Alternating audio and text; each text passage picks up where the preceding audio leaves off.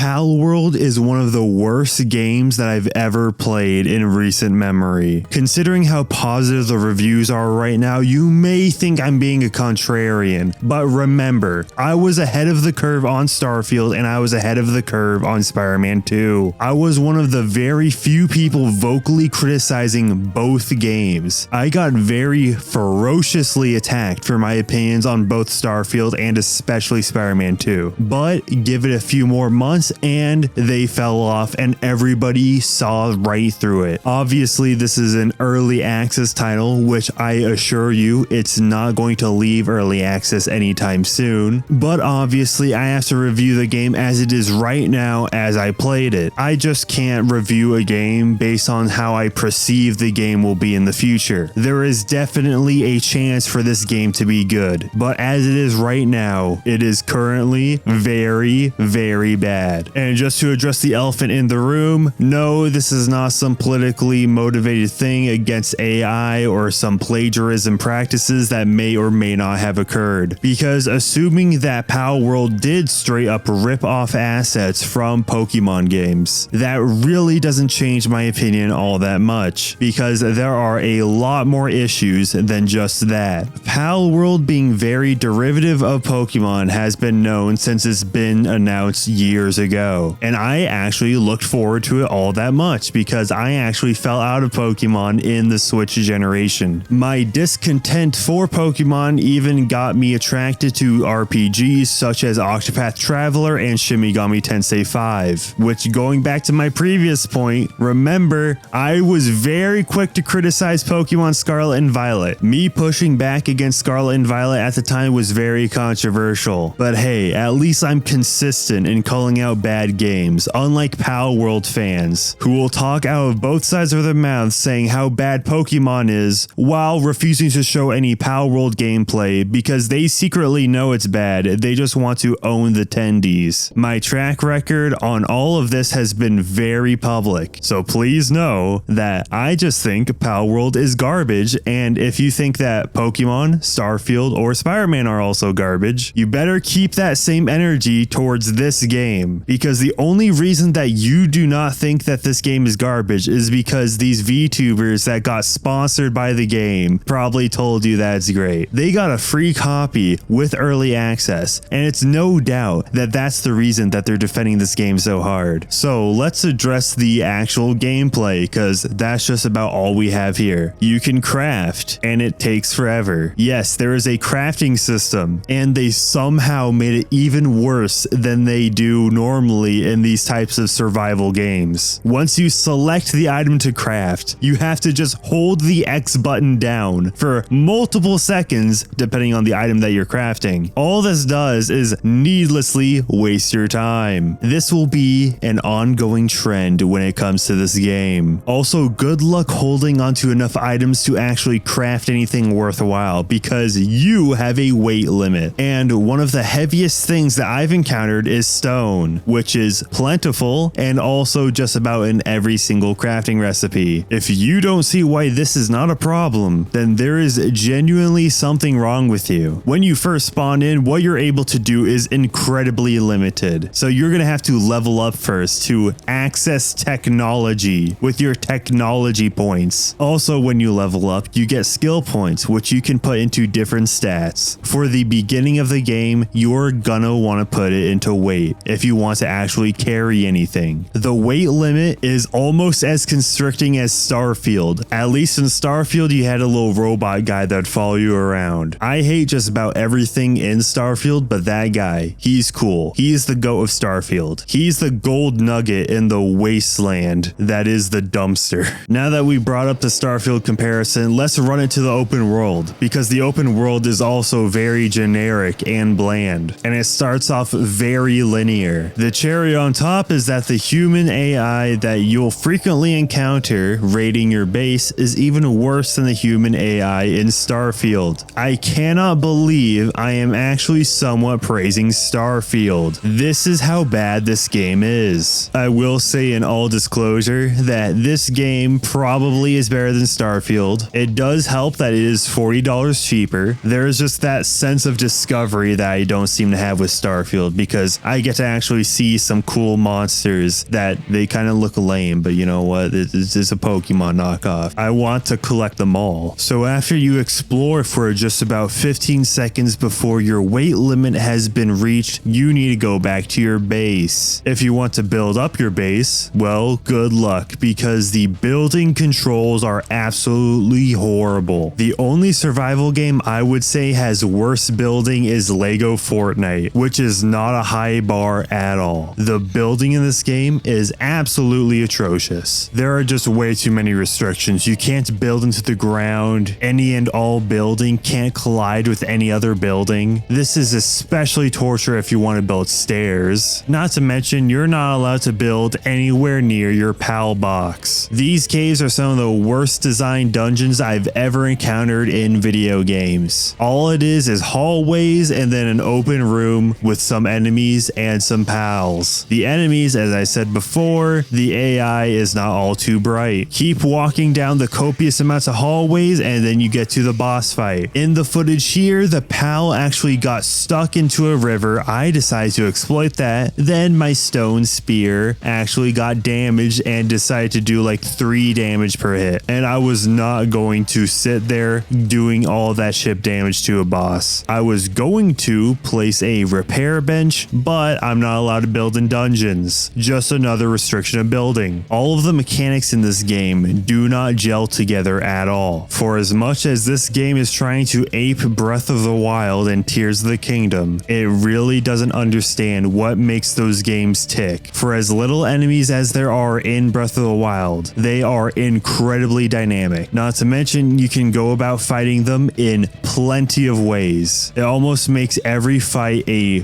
puzzle in itself. The climbing gives you some risk and reward. If you choose to up your stamina early on, you'll be able to climb to newer and higher places. If you want to be risky, you get to hit the X button and then you can jump at the cost of more stamina. These fluid controls do not copy over to Palworld at all. Even the gliding in Palworld just feels so sloppy. In Tears of the Kingdom, once you press the X button in midair, your glider's out. You press it again, it's out. There is incredibly little lag to the glider in Tears of the Kingdom and Breath of the Wild. The same cannot be said in Palworld. It feels incredibly sluggish and takes up just about 3 times as much stamina as it does in Tears of the Kingdom. This game would just be so much better if you just got rid of most of the restrictions and actually gave the player freedom. But instead, just about every single aspect of this game is level gated. If you want to craft a specific thing, you're going to need to level up to a specific point and spend your technology points. If you actually want to explore for a significant amount of time, then you're going to have to up your weight. What does that require? Leveling up. So you're in this very vicious cycle of having to go back to base just so you can store your items, just so you can go back out, just to level up. I am consistently cut off from actually engaging in the world and the game just so I can store my stuff back at the base. I am actively being prevented from exploring the world. It feels like a tether to my base that I set up previously just so I can store all of my belongings. The more that I actually play this game, the more I'm convinced that there's no actual redeeming qualities of this game at all. The only people that think this game is good is just VTuber fans and people that want to dunk on tendies, because I genuinely do not understand at all what the appeal is of these games.